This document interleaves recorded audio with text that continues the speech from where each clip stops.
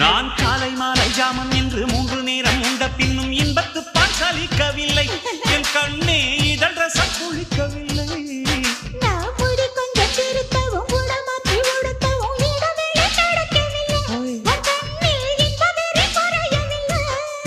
இன்பராணி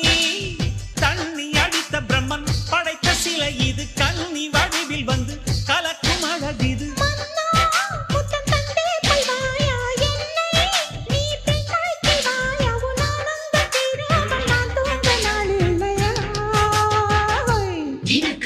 சக்கு சக்கு வந்த பொண்ணு